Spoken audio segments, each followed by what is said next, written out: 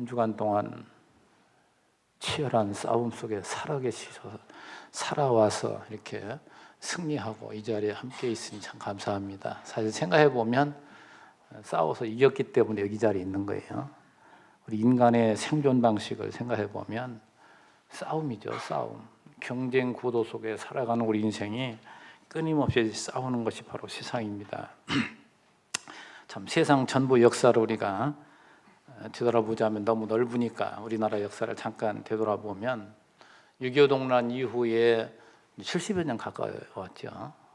그 이래에 좀 뭐 크다면 크지만 전체적으로 보면 아주 큰 문제가 아니고 전체적으로 보면 뭐 4.19 또 5.16 그다음에 민주화 운동 때문에 또 이러한 여러 가지 내분, 어려움 이런 것들이 있지만 이런 것들은 하나의 좀 지엽적인 것이고 우리 전체적인 국가를 생각해 볼 때는 그래도 평안한 시대다 이렇게 정의를 내릴 수가 있습니다. 제가 무엇을 말씀드리고자 하느냐, 이 평화로운 것 같지만 겉으로는 평화롭지 속으로는 뭐예요? 전쟁 준비하고 있는 거예요. 끊임없이 대치하고 있는 북쪽에는 전쟁 준비를 하고 있고 우리는 그걸 막아내기 위해서 자꾸 군비를 확장하고 전 세계적으로 보더라도요 평화의 시대가 없었습니다. 늘 싸움이죠. 평화의 시대는 뭐냐? 다음 시대에 또 싸우고자 준비하는 기간이에요. 제가 왜 이 참 무서운 말씀들을 이렇게 전하고 있느냐, 우리 알고 보면 교회가 생존하는 방식도 치열한 싸움입니다. 오늘 이 총회에서 지정한 날 9월달하고 2월달 첫째 주일에 이단 경계주일로 삼아서 온 성도들이 이단이 얼마나 큰 폐해를 우리에게 주는가, 어떤 것이 이단인가를 가르쳤으면 해서 오늘 오후에 이제 특강으로 이제 여러분 말씀 나눌 거예요. 자, 이 디모데 전후서 또 디도서 빌레몬서로 이어지는 이거 이제 소위 목회서신이라고 하거든요. 세상에서는 세상 다른 신학에서 이렇게 가르칠 때에 그렇게 볼 수도 있지만 오늘 여러분 그 제목을 잘 보세요. 이게 뭐냐? 체제로 무장케 하신 여호와의 진리란 말이죠. 이 체제가 얼마나 중요한지 모릅니다. 교회라는 체제. 이 디모데전서, 후서, 디도서 이러한 말씀만 올바로 알았더라도 뭐가 없어요? 무교회주의자들이 안 나올 거 아니에요. 그러니까 성경을 한 부분적으로 잘못 보면 엉뚱하게 가르치는 곳이 참 많아요. 그래서 여러분 이 정신 차리시고 몇 주 동안 이 디모데전서에서 빌레몬서까지 쭉 살펴볼 텐데 이것만 잘 알면 교회가 무엇인지를, 교회가 어떠해야 되는지를 우리가 다 알 수 있어요. 뭐 성경 전체가 다 중요하고 다 이런 말씀을 부분적으로 말하지만 아주 특징적으로 여기 말씀하는 이 말씀 여러분 잘 이해 보셔야 이게 우리가 이 교회라는 걸 바로 알고 바른 교회를 우리가 세워나가게 됩니다. 자, 이 교회도 끊임없이 이 선한 싸움이 예고되어 있잖아요. 이 당연한 것이에요. 그래서 이스라엘 전체 역사를 보세요. 어떻게 하는가? 평안하게 되는 게 아니에요. 언제나 하나님은 악당들을 미리 예비해 놓으시고. 참 재밌는 것이 보세요. 이스라엘 백성들이 애굽으로 내려가잖아요. 이제 가나안 땅 약속받아 약속대로 이제 올라오는데 그 이전에 가나안 땅 그 안에는 가나안 7 족속들을 다 키워 놓으시고 그 주변에는 에돔 족속 얼마나 강합니까? 야곱의 형이잖아요. 그 족속들을 뭐예요? 다 미리 배치해 놨다니까요. 다 그런 가운데 싸워 나가도록 하나하나. 싸우면 늘 이깁니까? 아니에요. 지는 횟수가 더 많아요. 그런데 어때요? 지고 이기는 이 모든 과정을 통해서 최후 승리하도록 하나님이 역사하셔서 내가 이렇게 약하지만 하나님이 살아계시고 하나님이 우리에게 언약하신 대로 우리를 이토록 사랑하신 그 주님의 사랑의 힘이 우리로 하여금 이렇게 승리하게 하시는구나. 이걸 그들이 몸소 깊이 체험한 만큼 하나님 고맙습니다. 주님을 떠나서 우리는 살 수 없습니다. 그리고서 하나님을 섬기고 사는 것, 이것이 행복이란 말이죠. 그렇게 만들고자 이 치열한 싸움 속에 세상을 우리에게 모형적으로 보여주시고 또한 교회도 우리 하나님의 나라도 그렇게 세워져 나가게 하신다는 것. 자, 이 싸움의 또 과정을 보면 이제 육신적으로 보면 그렇잖아요. 어린아이를 낳았습니다. 그러면 잘 이제 모유를 먹이면서 그 적당한 딱딱한 음식을 아이에게 주면 못 먹잖아요. 소화를 못 시키잖아요. 그래서 아주 그 아이에게 적당한 음식을 먹여서 잘 양육시켜주면서 하나하나 교육을 시킵니다. 제일 먼저 이제 요즘은 뭐 또 어린이집, 유치원 이렇게 들어가서 또 거기에서 자꾸 배우고 잘하잖아요. 잘한 다음에 어느 정도 이제 제 노릇 할만할 때 되면 뭡니까? 그 다음에는 육신적으로 보면 군대 보내잖아요. 튼튼하게 무장하고 뭐 하라고요? 싸우라고. 이 과정을 보면 참 재밌어요. 이것이 신령한 면에서 오늘 우리에게 그대로 가르쳐 주시려고 세상 모든 걸 우리에게 재료로 주신 거라니까요. 그러니까 어른은 어떻게 해야 되겠어요? 어린 아들은 잘 또 거기 맞춰서 양육을 시키고 그 다음에 훈련을 시켜서 무장케 해서 그 다음에 뭡니까? 싸우도록.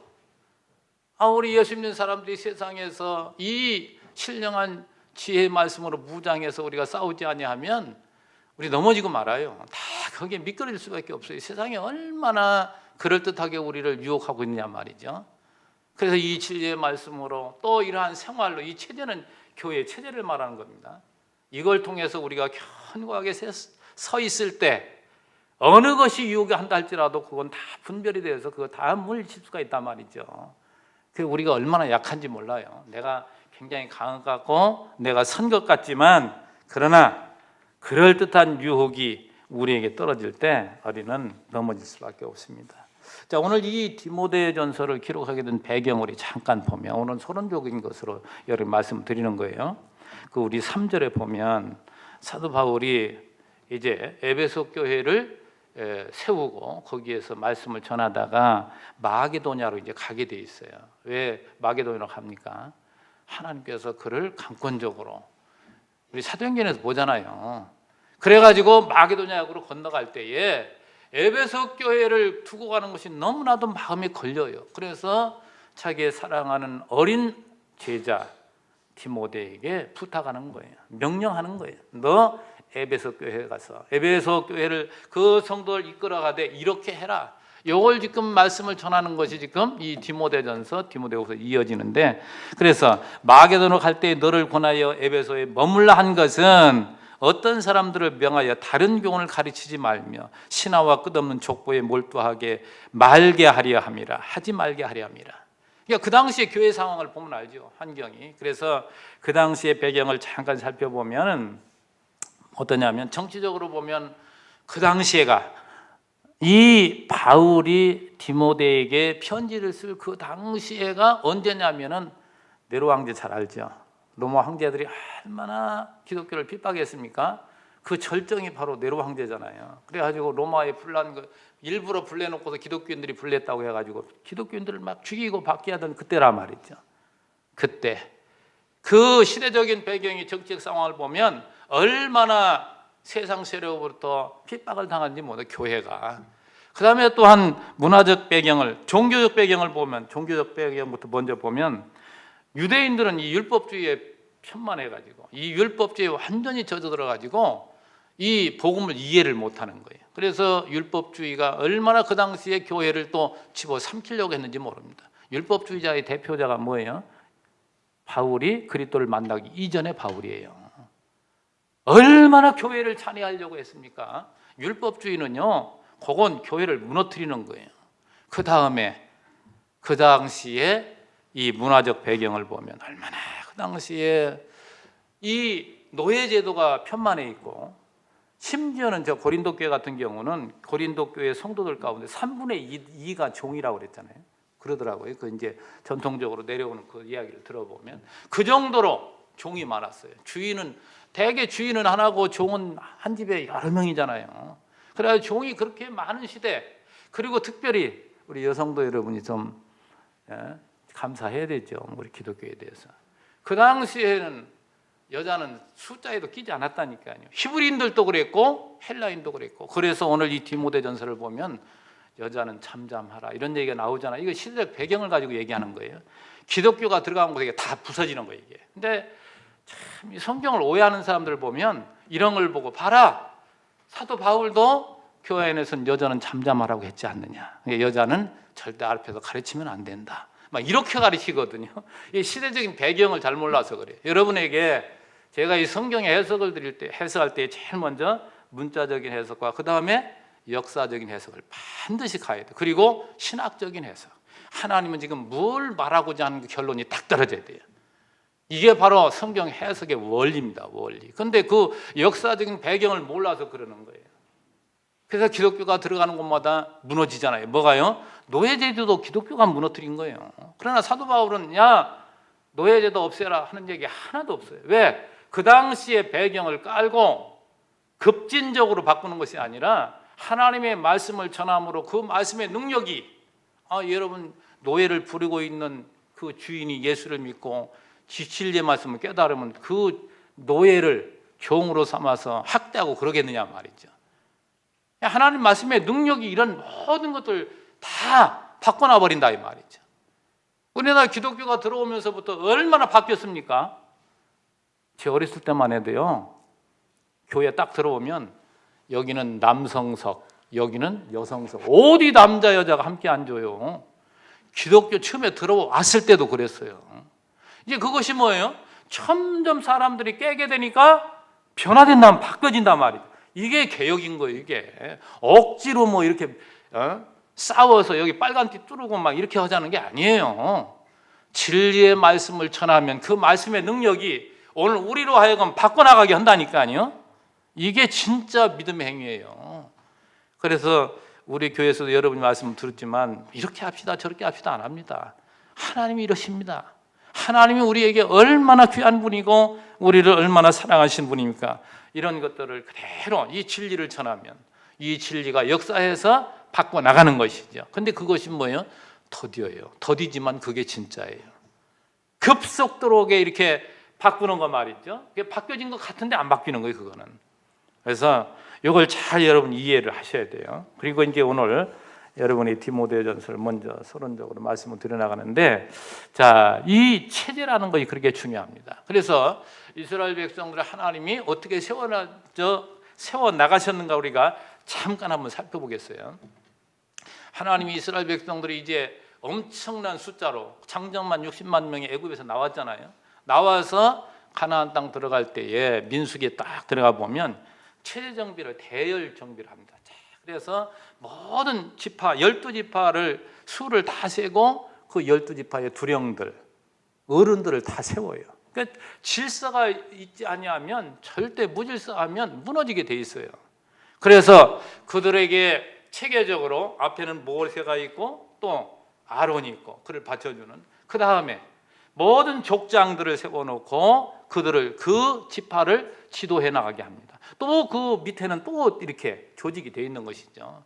그리고 그들이 이제 하나님 명령하시면 불기둥 구름기둥이 움직이잖아요. 움직이면 그들이 전진한단 말이죠. 그것이 인도하는 대로 가요. 갈 때도 오합지졸로 그냥 가는 게 아니에요. 하나님이 정해주신 대로 가운데 성막을 딱, 성막은 또 레위인들이 각자 또 나누어서 얼마나 질서 있는지 몰라요. 성막 안에도 각 기구가 있는데 무슨 고핫 자손은 게르손 자손을 뭐 해가면서 누구는 이걸 가지고 누구는 이걸 정비해가지고 이래가지고 행진을 하는데, 제일 앞에는 뭐 유다 지파가, 그 다음에 어떤 지파가 쭉 그렇게 진행을 해요. 그리고 딱 머물 때도 어떻게 하느냐, 성막을 가운데 딱 세우고 동서남북으로 나누어서 세 지파씩, 동쪽에 세 지파, 서쪽에 세 지파, 남쪽 북쪽에 이래가지고서 하나님이 정하신 대로 거기다가 장막을 치고 거기에서 하나님 머물라고 하는 때까지 하루 만에 가라고 하면 가는 것이고, 거기 1년, 2년, 3년 있으라고 하면 그대로 있는 거예요. 거기에서 얼마나 질서 정연한지 모릅니다. 하나님의 나라는 질서 있는 것이죠. 질서 없는 게 아니에요. 그것뿐이 아니에요. 또 모세가 딱 죽게 되니까 하나님 누구를 세워요? 여호수아를 딱 또 지도자로 세웁니다. 그리고서 가나안 땅을 정복할 때도 어느 지파는 어디를 점령하고, 이제 사사기에 그 얘기들이 쭉 나와요. 또 점령한 그 땅을 나누는데도 각 지파마다 하나님이 정하신 대로 그걸 나누어 주어요. 자, 이런 것들을 우리가 하나하나 보면서 또 그 사사기 보면은 얼마나 많은 그러한 일 가운데 이제 그들이 그날 그 땅을 정복하는지 모릅니다. 그 정복을 할 때에 재밌는 말씀이, 사사에는 이제 10여 사사가 나오잖아요. 등장을 해가지고 그들이 자, 하나님 평안하게 하면 그들이 뭡니까? 나태해져요. 그래서 나태해지니까 거기에 남겨둔 이방 족속들과 통혼을 하고, 그리고 그들이 섬기는 이방신을 섬기기도 하고 이런다 이 말이죠. 하나님 그럼 간섭해야 될 거 아니에요. 그러면 또 그들에게 기근도, 또 이웃나라에게 침략을 당하게 해요. 그러면 그들이 이제 고통스러우니까 하나님께 부르짖습니다. 그때마다 하나님이 사사를 세워요. 사사는 왕이 아닙니다. 사사는 그 시대마다 잠시 하나님께서 쓰셨던 이런 지도자들이죠. 그래가지고 또 범죄하고 또 하나님께 구원자를 보내고 이런 반복적인 과정을 거치는데, 마지막 사사기 21장 25절 말씀에 뭐라고 얘기하냐면, 그때에, 이게 사사시대 말기 시대입니다. 이스라엘에 왕이 없으므로 사람이 각기 자기의 소견에 옳은 대로 행하였더라. 자기들을 붙들어주고 인도하고 통치할 왕이 없으니까 언제나 자기중심적으로 자기 마음대로 살아가니까 뭡니까? 각계약진이니까 그게 뭐가 질서가 있겠어요. 오합지졸인 것이죠. 왕이 없으므로 그랬다가 딱 사사기 다음 뭐죠? 룻기서에 뭡니까? 다윗의 족보가 딱 나오죠. 다윗이 어떻게 태어났는가? 다윗은 뭐예요? 하나님이 예정한 이스라엘의 선택된 왕이란 말이죠. 왕이 있으면 뭐예요? 질서가 딱 잡히는 거예요. 그래서 그 질서가 딱 잡힐 때가 다윗 왕국 시대인데, 다윗 왕국의 그 조직을 보면 사무엘하 20장에 이제 그런 23절 26절에 나오는데, 군대 사령관이 있죠. 요압이 그 당시에 군대 사령관이었습니다. 군대 장관. 자, 그리고 또 감역관이 있고, 이건 이제 세관, 다 이 재무를 담당하는 거예요. 그 다음에 사관, 교육을 담당하고, 서기관, 이 지금 말하면 이제 내무부, 행정자치부라든가 요즘은 이제 그런 것들. 그리고 제사장을 세우고 다윗의 형제들로 하여금, 다윗의 아들로 하여금 대신들 세우면 그 왕의 참모들 아니에요. 그러니까 지금 뭐라면 청와대겠죠. 이제 그런 식으로 쫙 조각을 해요. 다윗 왕국이 그렇게 조직적으로. 그리고 열왕기서 보면 솔로몬 왕국의 열왕기 4장에 딱 또 조각한 게 나옵니다. 다윗을 분하야한테 죽었죠. 그 분하야가 군대 장관이 되고 딱 조각을 또 해요. 이렇게 해가지고 조직적으로, 제가 지금 드리는 말씀 지금 뭘 얘기하는 거예요? 구약이나 신약이나 오늘이나 하나님 이렇게 조직적으로 교회를 세워나가신다는 거. 그러니까 여러분, 이 무교주의라는 것이 얼마나 허황된, 잘못된, 근데 무교의 주의를 낳게 한 것이 우리 교회가 잘못한 거예요. 왜? 교회 와보니까 목사가 왕 노릇하고 뭐 또 장로가 또 권세 부리고, 야 이게 무슨 하나님 밑에 우리가 다 동등하지, 이런 생각을 가지고 출발한 것이 교회의 부정적인 측면 가지고 나온 것이 바로 무교주의란 말이죠. 또 그쪽으로 보면 맞아요. 맞아. 근데 전체적으로 보면 우리는 이 육신을 가지고 있기 때문에 그런 잘못된 부분이 다 보여요. 그런 것들을 늘 고쳐나가기 위해서 하나님께 기도하고 우리가 선한 싸움을 하며 나가는 것이지, 이 선한 싸움은 육적인 싸움이 아닙니다. 그냥 멱살 잡고 싸우라는 얘기가 아니에요. 진리의 말씀으로 권면하고 하나님께, 하나님의 권위가 교회가 서도록, 하나님을 두려워할 줄 알도록, 이래가지고 아름답게 교회를 세워나가는 것이 바로 이 교회인데, 그렇지 못한 측면에서 이렇게 교회가 부정적인 그러한 모습으로 참 빗나간 교회들이 있다는 것이 너무 안타까운 것이죠. 우리 예수님이 신약교회에 들어서서도 예수님은 12제자를 부르시고 전도 보낼 때에 70의 전도단을 보내시고, 그리고 예수님이 승천하실 때 너희들 여기를 떠나지 말고 기다려라, 내가 성령을 보내시겠다. 그때 누가 모였어요? 몇 명이? 120문도. 이 제자들이 다 이렇게 있어요. 그래가지고 세워진 것이 뭡니까? 신약교회인데, 신약교회가 세워진 예루살렘 교회가 점점 많아지니까 사도들이 감당을 못하잖아요. 그러니까 뭘 세웠어요? 사도행 6장에 집사들을 다 세워가지고 7집사를 세워서 섬기는 일을 그들에게 맡기는, 이게 하나하나 이게 뭡니까? 여러분, 이 올바른 진리 안에 이 건덕의 복음을 잘 우리 이해를 해야 돼요. 하나하나의 체제도 초대교회 뭐 어디 뭐 이런 뭐 지금 뭐가 있었냐 하면서 지금 있는 이런 제도들을 또 무시하면 안 된단 말이죠. 이런 체제들을 하나하나 만들어가는 것은 이 성경의 근거에서 이렇게 만들어가는 것이란 말이죠. 자, 그래서 교회의 초대교회 때에도 하나하나 역할을 분담하도록, 그래서 이제 우리 디모데전서 여기 3장에 가보면 이 교회 일꾼들의 자격을 말하잖아요. 감독이 나오고 집사가 나오고 이제 쭉 그런 얘기가 나와요. 이제 그 뒤에 섬기는 이제 권사 얘기가 쭉 나옵니다. 자, 그런 하나하나 이런 역할 분담을 통해서 하나님의 교회, 하나님의 나라가 세워지도록 하나님 역사에 가신단 말이에요. 자, 그렇다면 오늘 디모데전서를 시작하면서 여러분에게 서론적으로 말씀을 드릴 때에, 그러면 디모데전서가 성경 창세기에서부터 요한계시록까지의 그 쫙 편집되어 있는데 왜 이 자리에 있는가? 이것도 중요하잖아요. 하나님 꼭 필요한 데에 이 성경이 위치하도록 했다니까요. 그래서 이 신약 구약까지 쭉 말씀드리면 너무 복잡하니까 구약을 총체적으로 말하면 여호와의 뭐라고 했죠? 언약. 그게 뭐 내용이? 메시아 언약이었단 말이죠. 그럼 신약 성경은 뭐라고요? 그리스도로 언약을 이루신 거예요. 성취. 자, 그러면 신약은 그리스도가 이 땅에 오셔서 하나님의 언약을 이루셨다는 것을, 다시 말하면 예수가 그리스도라는 사실을 드러내는 것이 바로 신약 성경이란 말이죠. 아주 귀가 따갑도록 여러분께 들었으니까 이건 다 알 거예요. 이건 모르면 아직도 우유를 먹어야 되겠죠. 아직도 단단한 음식을 먹지 못하는 그러한, 육신적으로는 겉으로 보기에는 장성한 자가 되었는데 실체는 어린아이가 된 거죠. 어린아이잖아요. 근데 여러분, 자, 그러면 이 예수가 그리스도라는 사실이 신약 성경 우리에게 증거하는 것인데, 사복음서는 그럼 뭘 얘기하느냐? 바로 예수님 자신이 그리스도임을 실제로 드러내는 말씀들이에요. 전부가. 그 다음에 예수님께서 자기 사역을 다 감당하시고 승천하시잖아요. 그러면서 그들에게 약속을 해주잖아요. 그래서 사도행전 1장 8절에 여러분에게 자주 강조하는 거예요. 그 약속이 너희들 성령을 내가 보내주겠다. 그 약속이고, 두 번째는 뭡니까? 두 번째는 예루살렘부터 시작된 이 복음의 확산이, 교회가 세워짐이 땅끝까지 이르러 내 증이 되리라. 자, 그 다음에 세 번째는 너희들이 본 그대로 내가 다시 오리라. 이 세 가지 약속이란 말이죠. 그래서 성령이 이제 오셨을 때에 120문도가 떠나지 않고 기다렸더니 성령이 오셔가지고 놀라운 역사를 이루어진 것이 뭐예요? 완전한, 그 당시에 그 자리에서 성령을 받은 사람들의 변화된 삶입니다. 완전히 바뀌어버린 거예요. 뭐가요? 이제 과거에 자기들이 알고 있던 그 진리가 얼마나 잘못 알고 있었는가. 그래서 그 진리가 바로 예수라는 것을 그들이 깨닫게 되므로 예수를 위해서 생명을 내대는 이러한 삶으로 완전히 바뀌어집니다. 그래서 그 사도들을 통해서 성령께서 뭐예요? 그 행적, 사도행전이라고 하는 거예요. 그들의 행적을 통해서 뭡니까?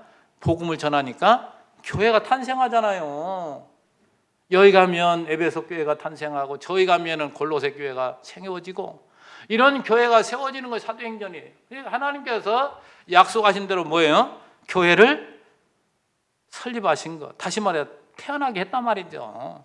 태어나면 어리잖아요. 뭘 먹고 자라야 돼요? 엄마 젖을 먹고 자라야 되잖아요. 그래서 로마서, 고린도전서, 이 갈라디아서를 양육의 복음이라고 하는 거예요. 하나님께서 얼마나 필요적절한 말씀인지 몰라요. 그래서 이 로마서는 뭘 우리에게 말하고 있는가? 하나님의 절대적인 주권, 토기장의 비유 나오죠? 절대적인 주권에 의해서 뭡니까? 우리를, 하나님이 선택된 백성들을 부르셔서 의롭다 하시고, 그들에게 뭐예요? 믿음을 주셔서, 오직 의인은 믿음으로 산다. 그래서 로마서는 의의 복음, 그래서 이신칭의 복음이라고 하는 거예요. 이게 진리입니다. 이게 진리.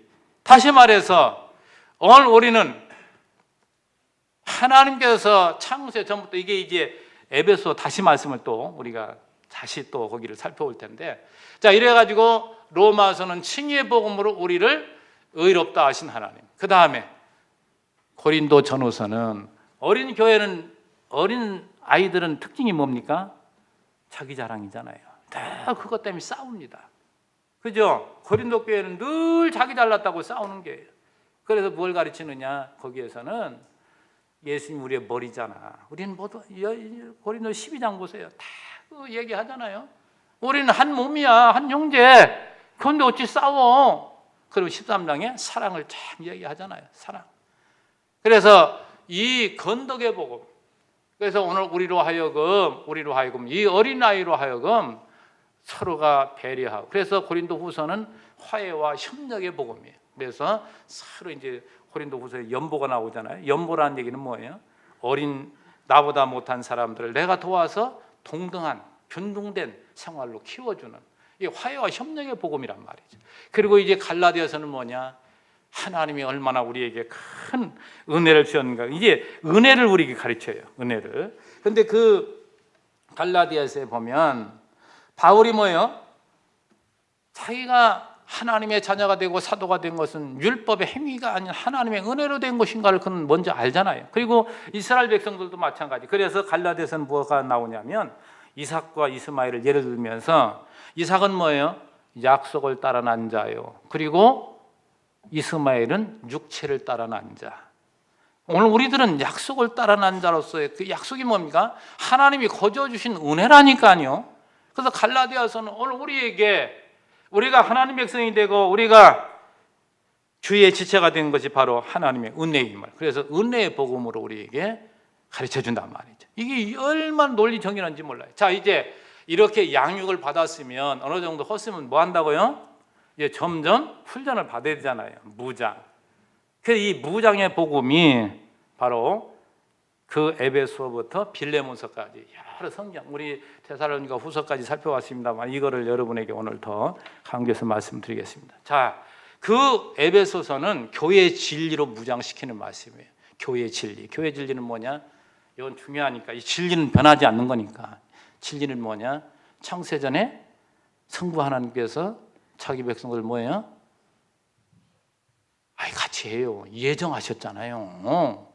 그리고 예수 그리스도를 통해서 우리를 구속하시고 성령을 통해서 인치시고, 그게 우리의 정체성이라니까요. 우리는 하나님의 자녀예요. 구원받은. 그걸 이야기해 주면서 2장에는 뭡니까? 에베소 성도들 너희는 누군 줄 알아? 우리는 죄와 허물로 죽었던 자야. 그러면서 뭐예요? 믿음으로 말미암아 구원을 얻었으니. 뭡니까? 그 2장 8절에 그 유명한 말씀이 있잖아요. 바로 우리의 믿음은 은혜라는 걸 거기 또 가르쳐 주잖아요. 그런 말씀을 쭉 하면서 마지막 뭐라고 얘기합니까? 너희는 천신갑주를 입어라. 천신갑주가 하면 무장하라는 얘기예요. 뭐로요? 뒤에 쭉 나오잖아요. 구원의 투구를 쓰고 성령의 검, 이런 이야기를 쭉 이야기하잖아요. 진리의 말씀 쭉. 이런 것으로 우리가 무장하게 돼. 이 진리로 무장하게 될 때 우리는 뭡니까? 이 악한 권세와 싸워서 이길 수 있다 이 말이에요. 우리의 싸움은 혈과 육에 대한 것이 아니요. 거기 그 말씀 나오잖아요. 그게 진리로 무장하는 거예요. 그 다음에 제가 자주 말씀드리는 이 진리로만 무장이 안 돼요. 왜? 인간은 사회적인 동물이기 때문에 언제나 우리는 상대적이에요. 그래서 우리는 부닥치는 이 세상 가운데 하나님을 우리를 두시고 늘 생활로 무장케 하세요. 생활 속에서 이 삶이 그렇게 중요하다 이 말이에요. 그래서 빌립보서에는 복음에 합당한 생활을 쭉 우리에게 설명하는데, 사도 바울이 그리스도를 아는 지식이 없을 때는 자기 그 얼마나 육신의 욕망을 가지고 자기가 높아지려고 했는지 모릅니다. 그러나 그리스도를 알고 나서부터 뭐라고 합니까? 그리스도를 아는 그 지식이 가장 고상한 지식이라. 그리고 나서 모든 세상에 자기가 알고 있던 이런 것들을 다 버리잖아요. 근데 참 재미난 말씀, 4장에 딱 들어가 보면 사도 바울이 옥중에서 쓰는 것이 빌립보서란 말이죠. 너희들은 항상 기뻐하라. 옥중에 있으면 늘 기뻐하면서 4장 11절 13절에 뭐라, 내가 궁핍하러 말하는 것이 아니라 어떠한 형편에든지 나는 자족하기를 배웠나니 나는 비천에 처할 줄도 알고 풍부에 처할 줄도 알아. 모든 일 곧 배부름과 배고픔과 풍부와 궁핍에도 처할 줄 아는 일체의 비결을 배웠노라. 그러면서 결론적인 말씀이 내게 능력 주시는 자 안에서 내가 모든 것을 할 수 있느니라. 사도 바울은 이 진리의 복음을, 이 진리의 말씀을 그가 깊이 깨달았을 때 그는 엄청난 능력자가 된 거예요. 뭐예요? 엄청난 것을 자기가 가졌다 할지라도 교만하지 않고. 왜요? 그것을 하나님이 꼭 필요한 곳에 쓰라고 주셨으니까. 자기가 아무리 가진 것이 없고 자기가 낮은 자리에 있다 할지라도, 누구에게 얻어만 자리에 있다 할지라도 거기에서 낙심하지 않아요. 왜? 다시 하나님이 새로운 힘을 줘요. 다른 곳으로 또 보내기도 하고. 사도행전 보면 재밌는 것이 이쪽 성에 가서 얻어맞으면 바울은 또 피해가지고 저쪽 가서 복음 전하고, 그 상황에 맞게끔 억지로 안 해요. 억지로 모든 걸 그는 받아들일 줄 알고 범사에 하나님께 감사하고 승리해 나갔던 것을 볼 수가 있죠. 그리고 골로새에서는 굳은 믿음의 생활을 강조합니다. 오늘 우리의 진리의 복음, 그래서 골로새 1장 2장에 보면 예수 그리스도는 뭐라고요? 창조주예요. 그분은 우리의 머리 된 교회의 머리가 되신 분이, 그런 이야기를 하면서 2장 6절 7절에 그럽니다. 그러므로 너희가 그리스도를 주로 받았으니 그 안에서 행하되 그 안에 뿌리를 박으며 세움을 받아 교훈을 받은 대로 믿음에 굳게 서서 감사함을 넘치게 하라. 정말 우리가 예수 그리스도 안에 뿌리를 내리고 굳건하게 우리가 흔들리지 않게 세워져서, 이게 확신이거든요. 흔들리지 않는 곳에 힘이 나는 거예요. 흔들리는 사람은 힘이 없는 거예요. 그래서 여러분 보면은 역도 선수들이 말이죠, 딱 바벨 뭐라고 그거 보고 딱 허리띠를 그냥 큰 걸 차고 힘을 팍 주고 사는, 힘을 한 군데 모아가지고 기압을 팍 넣으면서 그 무거운 걸 들잖아요. 흔들리지 않고 딱. 그래서 그런 사람들 보면 되게 종아리가 튼튼하잖아요. 종아리가 튼튼한 사람이 되게 건강한 사람이잖아요. 하나하나 여러분에게 뭘 지금 말씀드려요?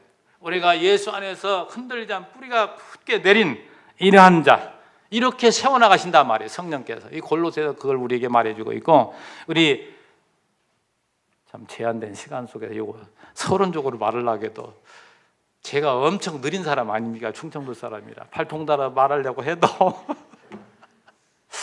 자, 데살로니가 전후서를 보면 우리 바로 앞에 살펴봤던 말씀이잖아요. 뭐예요? 말씀을 오해해가지고 주님이 재림이 가까웠다고 하니까 일하지 않고 그들에게 결론적으로 마지막 부분 후서의 말씀은 게 뭡니까?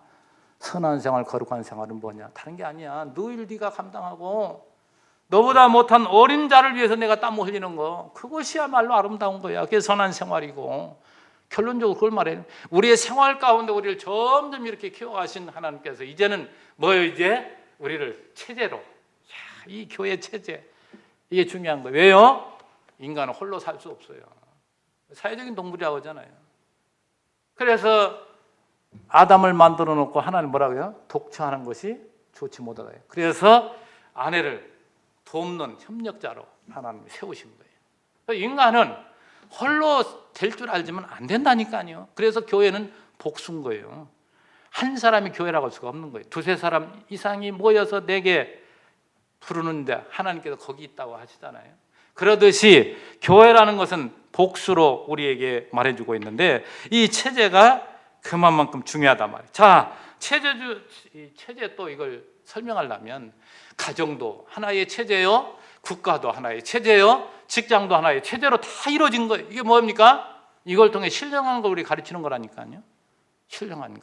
이 교회라는 것이 이렇게 체제로 이제 만들어졌는데, 자, 이 세상 체제와 교회 체제는 다른 점이 뭐냐? 세상 체제는 전부가 경쟁 관계로 되어 있습니다. 그죠? 세상의 어느 체제도 경쟁 관계예요. 제 역할 못하면 다 도태되게 돼 있어요. 그러나 교회는 사랑의 관계입니다. 경쟁 관계가 아니고 사랑의 관계예요. 그래서 좀 빗나간 교회들은 막 교회 안에서도 경쟁을 붙여요. 전도 경쟁. 야, 전도 이만큼 하면 뭐 금반지를 준다든지 뭐 이런 것도 한단 말이죠. 그리고 어떤 구역과 어떤 구역 경쟁을, 이게 잘못된 거예요. 여러분, 교회라는 것은 절대 그렇게 나면 부작용이 있는 것이고, 그거는 자기 이름을 내려고 그러는 것이고, 언제나 자기중심적으로 생각해 경쟁이 되는 것이지, 이 기독교는 뭐 이타주의예요. 언제나 자기가 크다면 반드시 하나님 나를 왜 이렇게 큰 자로 세웠는가, 나에게 반드시 붙여주게 돼 있어요. 나보다 약한 자. 그게 제가 자주 표현하는 눈에 밟히는 겁니다. 그러면 돕고 거기에서 우리가 기쁨을 누리는 거예요. 야, 하나님이 다른 사람들도 많이 들어 사용하실 텐데 나 같은 자를 어떻게 이렇게 사용하시는가. 아, 온 우주가 하나님 것인데 하나님 나에게 이렇게 부여하게 하셔서 이렇게 일할 수 있는 환경을 주셨다니 얼마나 감사하냐 말이죠. 그래서 이 교회라는 것이 바로, 교회라는 것이 경쟁 관계가 아니라는 거, 이걸 꼭 여러분 말씀드리고 싶고, 자, 이제 교회라는 것은 언제나 이 지도자군이 그만큼 중요합니다. 그래서 이 디모데전서에서도 우리 거기 여러분 주보를 보시면 교회의 체제와 행정이 이제 디모데전서라고 그랬잖아요. 교회 조직의 원칙이 뭐냐? 제일 먼저 1장에 교회 지도자를 부르셔서 그 다음에 2장에는 지도자의 임무를 가르쳐주고 3장에서는 지도자의 자격을 말해주고 있어요. 이게 지도자가 그만큼 중요한 거예요.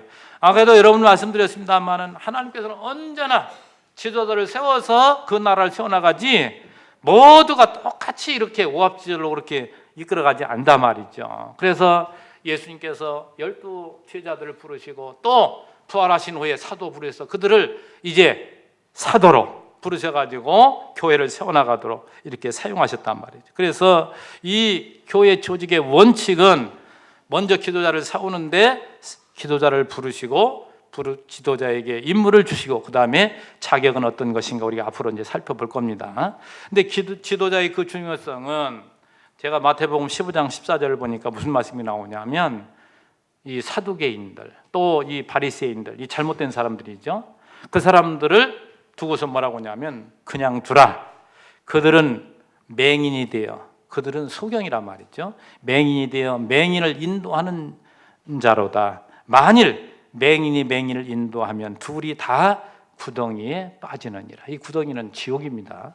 그러니까 결국 지옥 갈 자들이 지금 못된 짓 하고 있으니까 그냥 두라 이 말이죠. 그 앞에 가라지 비유를 해요. 하나님께서 뭘 뿌렸습니까? 좋은 씨를 밭에 뿌렸는데 농부들이 가서 보니까 좋은 씨만 있는 게 아니고 가라지가 있어요. 그래서 잘라버려야 될 거 아니에요. 그 주인에게 물어봐요. 가라지를 잘라야 되겠습니까? 하니까 주인이 그냥 두어라. 예수님께서도 그냥 두라 그러잖아요. 그냥 두라. 왜 그렇다고요? 그것들 자르다가 좋은 곡식도 상할까.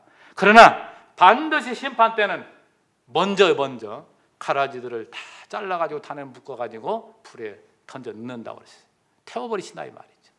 그러니까 이 맹인들, 잘못된 자들, 이 자들이 세상에 많이 있는 거예요. 그거 다 없애지 않아요, 하나님은. 교회 안에도 또 비슷한, 이제 오늘 이단 얘기가 이제 오후에 많이 얘기 나오겠습니다만, 이런 것들도 하나님 뭡니까? 두시는 거라니까요. 그런 것들을. 우리는 단지 그걸 분별하고 그것들과 싸워서 우리가 이겨나가는 것 뿐이지, 그것들을 완전히 없애지는 않는다 이 말이죠. 자, 오늘 1절, 2절 그것 말씀만 잠깐 봅시다. 참 아들된 디모데를 이제 축원하는 내용인데요. 이 서신의 발신자는 바울이죠. 근데 이 발신자 바울이 자기를 어떻게 소개하냐면 우리 구주 하나님과 우리의 소망이신 그리스도 예수의 명령을 따라 그리스도 예수의 사도된 바울은 그랬잖아요. 자기가 사도가 된 것은 뭐예요? 하나님의 명령으로 된 것이다. 여러분 꼭 그걸 기억하셔야 돼요. 여러분이 집사가 되고 장로가 되고 하는 건 우리가 뽑은 것 같지만 알고 보니까 뭐예요? 하나님의 명령으로 된 거예요. 하나님의 신적인 이 명령은 내가 거부할 수 있고 거부하지 않을 수 있는 거 아니에요. 여러분 진짜 여기에서 그냥 직분 이렇게 우리가 가지고 있지만 실제 그 직분을 가지고 있으면서도 그 일을 감당하지 못하면 직분자가 아닙니다. 이제 신령한 걸 여러분에게 말씀드리는 거예요. 앞으로 이제 하나하나 여러분 이걸 보면서 하나님 나에게 이러한 은사를 주셨구나. 이 일을 하나님 감당하게 하시려고 이러한 뜨거운 마음이 여러분에게 읽혀지고 이것이 깨달아지면 하지 말라고도 하게 돼 있는 거예요. 그래서 그건 뭐라고 합니까? 자원이라고 하는 거예요. 스스로 원한다. 세상적인 잣대로 그 자원이라는 것도 이해하면 안 돼요. 하나님 말씀이 깨달아짐으로 자기 하지 않을 수 없는 뜨거운 마음으로 자기가 하는 것. 그게 진짜 하나님 은사 따라 사는 사람이에요. 못 말리는 거예요. 못 말리는 거예요. 이 직분이라는 것은. 자, 그래서 사도 바울도 자기가 되고 싶어 되지 않은 것이라는 거 우리 얼마나 많이 살펴봅니까? 그때 다메섹으로 예수 믿는 자를 잡아 죽이려고 가던 그를 예수님께서 부활하신 주님께서 찾아오셔가지고 그를 완전히 눈멀게 만들어가지고 완전히 그냥 바꿔버리잖아요. 그러니까 하나님 맞는 것이지 자기가 하고 싶어서 한 게 아니란 말이죠. 오늘 밝히고 있잖아요. 명으로 된 것이다. 이것도 한참 얘기해야 되는데, 근데 그 말씀만 봅시다. 믿음 안에서 참 아들 된 디모데에게 편. 그러니까 수신자는 디모데예요. 디모데. 이번에는 이제 교회들에게 아니라 사도 바울이 이제 자기 역할을 다 이제 마치고 죽을 날이 가까웠습니다. 디모데 전서는 좀 3년 전에 쓰여진 것이지만 디모데 후서는 사도 바울이 바로 죽기 전에 쓴 거예요. 그러니까 벌써 디모데 전서 쓸 때도 이제 감을 잡은 거 아니잖아요. 감을 잡았잖아요. 자기가 언제 갈지, 하나님 부르실지. 그러니까 이 역할을 자기 아들과 같은, 여기 참 그 재미난 표현 보세요. 그냥 아들이 아니에요. 무슨 아들입니까? 믿음 안에서 참 아들 된 디모데. 자기 혈육으로 낳은 자가 아니고 정말 말씀을 가르쳐서 그 말씀을 깨닫고 자기의 어떤 자식보다도 더 귀하게 자기를 따랐던 이 디모데, 그에게 맡기고 하는 거예요. 그래서 참 이 복음의 승계라는 것이 그렇게 중요합니다. 그래서 알고 보면 우리 교회 역사는 제자 만드는 운동이에요. 제자 세우기 운동. 사실 제 세대가 가면 또 다음 세대도 해야 될 거 아니에요. 내가 뭐 끝까지 오는 것도 아니고 우리 위에 세대도 마찬가지고 다 그렇잖아요. 우리가 살다 보면 딱딱 그때마다 여러분 보세요. 혈통적으로 자식만 낳았다고 좋아하지 말고 신령한 면에서 여러분 참된 자식을 두고 하나님께 가는가, 기도 제목으로 삼으세요. 정말 이것이 복입니다. 이게 내가 정말 그리스도를 알지 못하는 그러한 사람들을 전도해. 그 사람이 교회에 나온다면 내가 뭐예요? 믿음으로 낳은 아들이에요. 그래서 그걸 요즘 뭐 전도운동을 뭐 태신자 삼기 운동 그런 거 많이 하잖아요. 마음에 품으라 이거죠. 뭐. 그러니까 아이를 뱃속에다 가지고 이렇게 이때 그러다가 생산하잖아요. 그러듯이 그런 표현을 쓰고 있습니다만은 정말 오늘 우리가 세상에 살아가면서 가장 소중한 것이 뭐냐? 진리를 자기가 간직하고, 그러니까 그 진리 가운데 믿음으로 살고, 그거예요. 자기가 누리고 살고, 그 다음에 그거를 유산으로 남겨줄 자. 이게 후임들입니다. 우리 후임들. 할 얘기가 너무 많네요.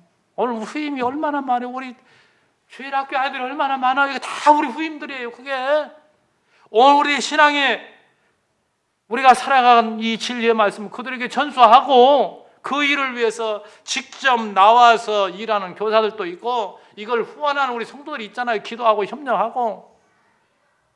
그 3층에 좀 있으면 이제 밥 먹으러 쭉 올라가 보면 아이들이 막 거기서 밥 먹고 얼마나 재밌습니까? 걔들 평생 그거 안 잊어버려요. 그 머릿속에 다 담고 있어요.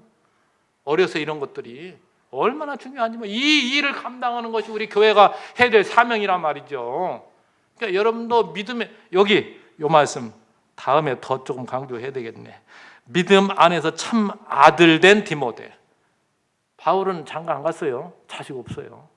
그런데 이런 아들을 뒀다 이 말이죠. 얼마나 그는 하나님 부르셔서 갈 때도 든든하고 감사한지. 왜요? 자기의 모든 사역을 감당할 아들을 두고 가니까. 그 디모데가 얼마나 큰 사역을 또 감당합니까? 이것이 바로 교회의 역사예요. 오늘 교회의 사명이 뭐라고요? 늘 제가 강조하는 것처럼 진리를 사수하는 것이고, 또 한 가지 진리를 전수하는 것이다. 이게 교회가 해야 될, 다른 거 없어요. 이거지. 이거 안에서 다른 것들은 다 파생되는 거예요. 다른 것들은. 언제나 여러분 진리 가운데 살면 얼마나 해야 될 일이 많은지 몰라요. 그 일을 뭐예요? 이 디모데전서부터 빌레몬서까지 이걸 쫙 우리에게 말해주니까 한 번도 빠지면 안 되겠죠. 계속 해야 되는데 기도하십시다. 하나님 아버지 감사합니다. 정말 주님께서는 한치 오차도 없이 오늘 교회가 세상의 악한 세력과 싸워서 승리케 하시려고 우리를 양육하고 우리를 무장케 해서 그 싸움에서 반드시 승리케 하시는 여호와이심 우리에게 가르쳐주는 이 말씀들 하나하나 우리 성도님들에게 생명의 말씀이 되기를 원합니다. 정말 우리가 이 땅에 살아가면서 얼마나 우리의 약한 부분을 파고드는 유혹들이 있습니까? 그것들을 이길 수 있는 유일한 길이 바로 예수를 만나는 것인데, 이 진리 우리가 깨닫는 것인데, 우리 성도님들 하나하나에 계시된 이 말씀을 통하여 우리 모두가 영혼의 이 양식이 우리로 하여금 내 자신을 이제 속속들이 알게 하시고 하나님의 그 살아계심과 주님이 나를 얼마나 사랑하시는가를, 그리고 주님이 지금도 내 앞서 일하고 계시다는 사실이 믿어져서 어떠한 상황도 두려워하지 않고 어떠한 상황도 겁내지 않고 당당하게 맞서 싸울 수 있는 우리 믿음의 권속들 다 되도록, 그래서 참된 평안과 기쁨으로 세상을 살아가는 우리 모두를 삼아주시기를 간절히 원하옵고 예수님의 이름으로 기도하옵나이다. 아멘.